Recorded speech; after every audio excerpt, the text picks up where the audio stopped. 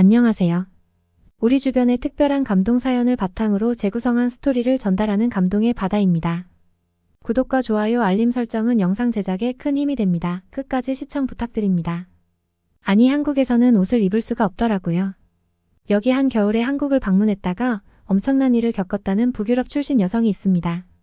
이 외국인이 한국에서 속옷 차림으로 지낸 이유는 무엇인지, 그리고 그녀는 왜 한국에서는 도저히 옷을 입을 수가 없었다고 하는지, 도대체 이 외국인에게 무슨 일이 있었는지 함께 알아보도록 하겠습니다. 안녕하세요. 저는 핀란드 출신의 안나라고 합니다.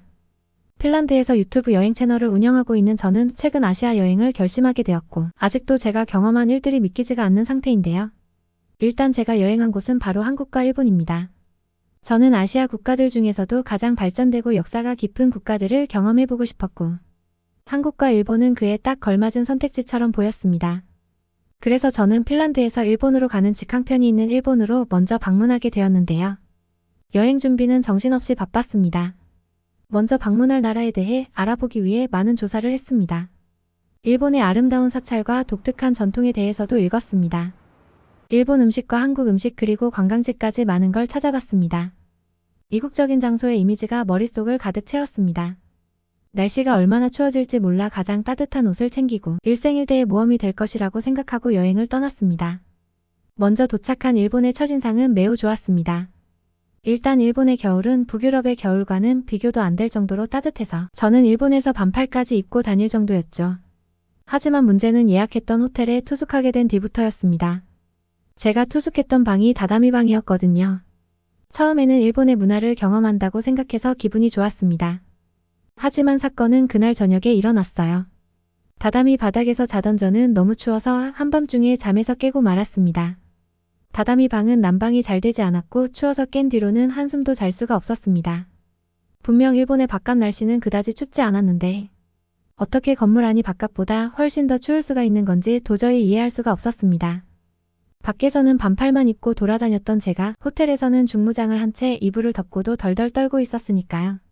뭔가 북유럽 사람으로서 자존심이 상하기도 했고 실용성 없는 일본의 건축기술에 대해 엄청난 실망을 할 수밖에 없었습니다. 저는 이불을 뒤집어 쓰고 억지로 잠을 청하려고 했지만 도저히 잠에 들 수가 없었습니다. 방 안이 너무 추워서 이대로 잠든다면 영영 깨어나지 못할 수도 있겠다는 생각마저 들었을 정도였거든요. 다음날 저는 잠을 못 자서 피곤한 몸으로 일정을 위해서 유튜브 촬영 장비를 들고 밖으로 나갔습니다. 그런데 저는 일본어를 몇 구절밖에 몰랐고 일본인들 대부분이 영어를 할 줄 아는 사람도 많지 않았습니다. 물론 영어가 세계 공통어는 아니지만 전 진짜 영어를 그렇게 못하는 나라는 처음이었어요. 예를 들면 지하철표를 사거나 음식을 주문하는 것과 같은 간단한 생활 영어도 통하지가 않아서 훨씬 더 어려웠습니다.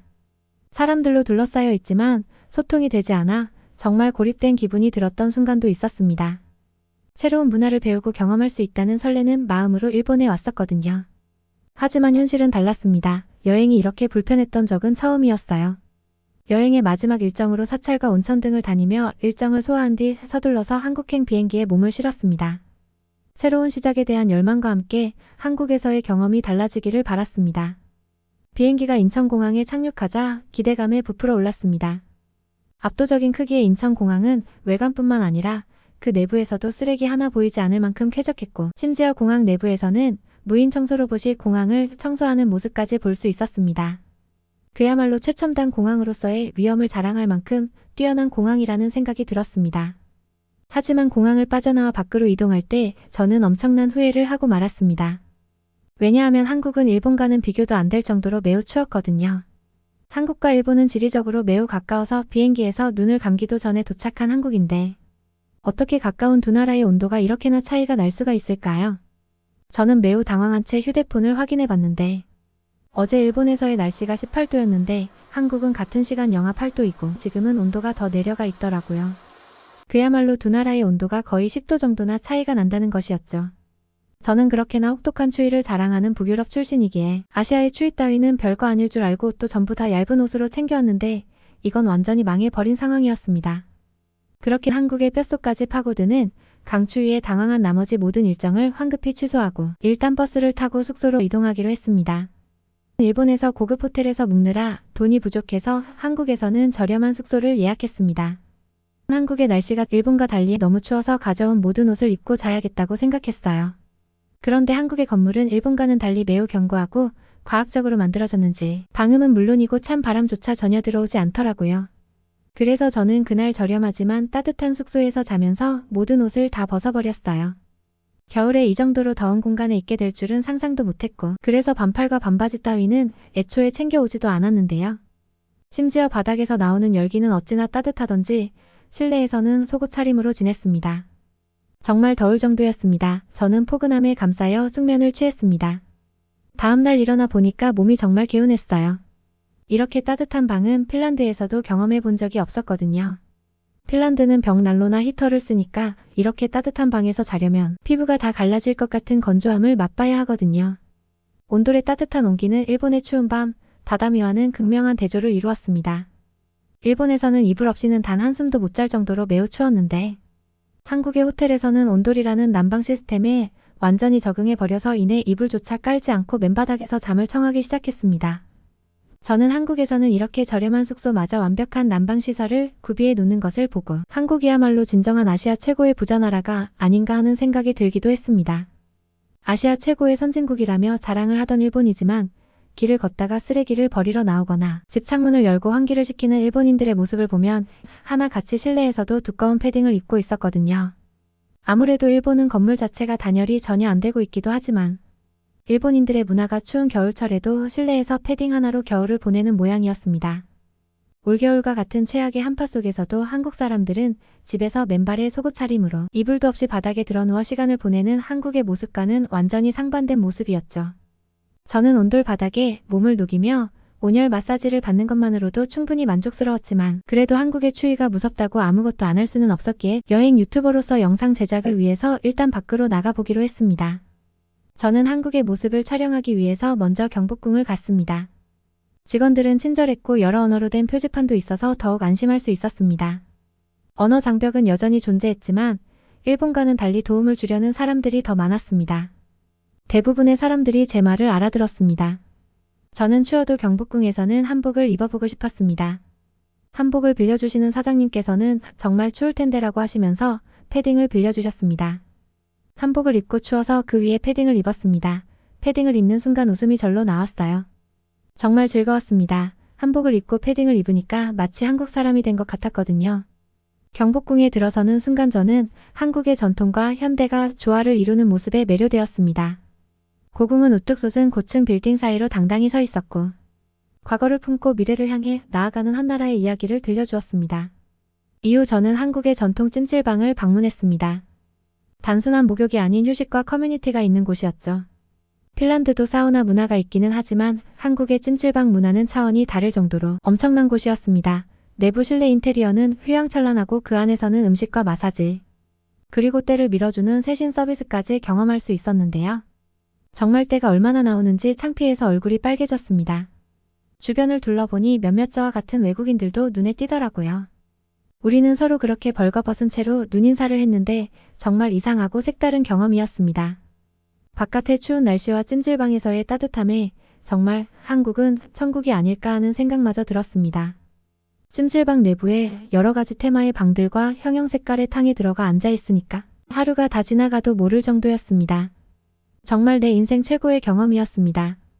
그런데 한 가지 아쉬운 점은 이러한 찜질방을 영상으로 다 찍을 수 없다는 것이었어요. 다음 날엔 한국의 카페나 음식점, 지하상가 등 실내 위주로 영상을 찍으며 돌아다녔습니다.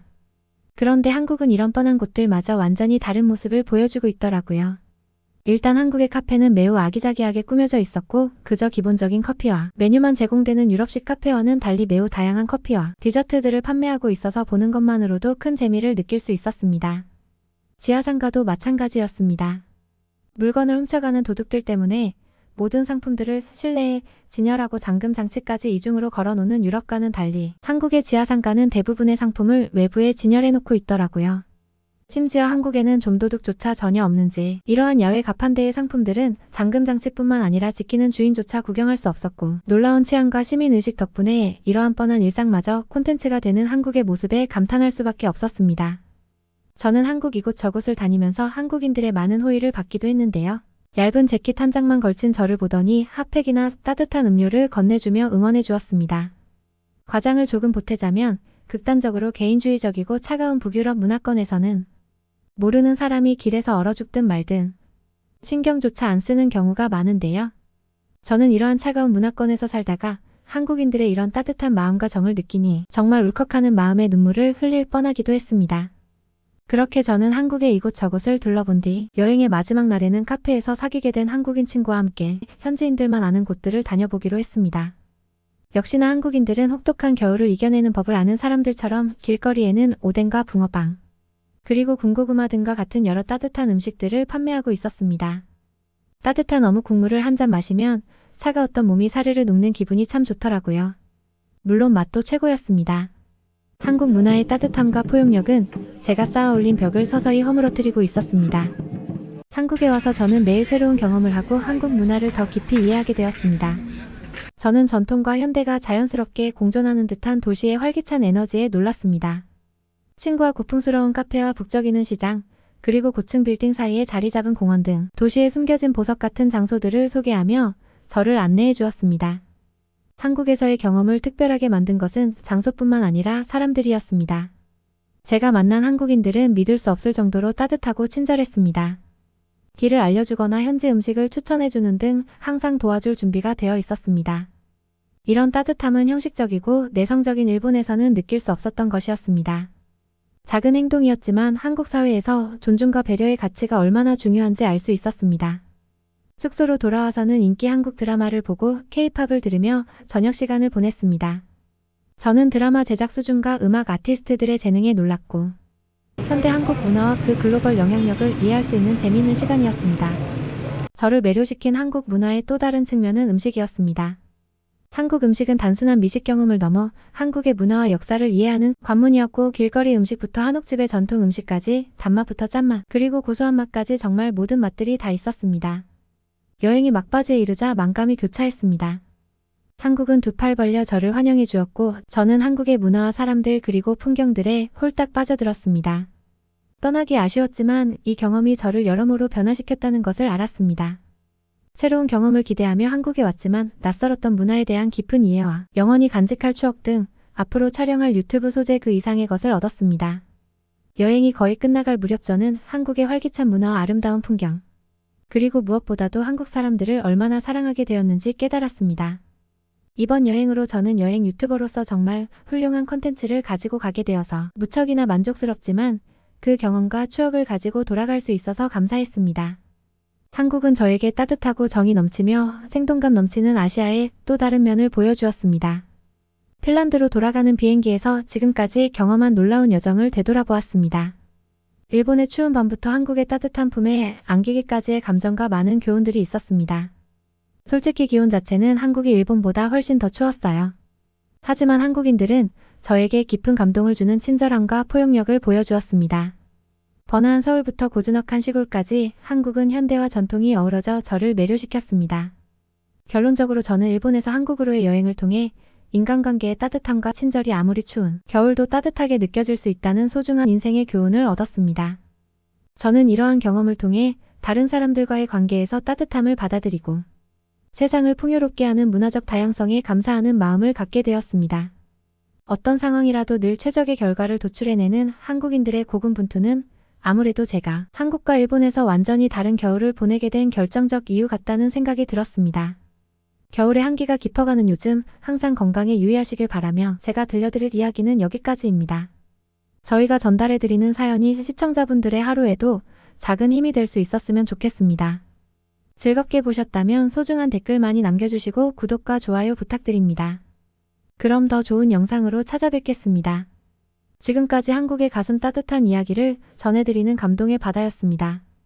끝까지 시청해주셔서 감사합니다.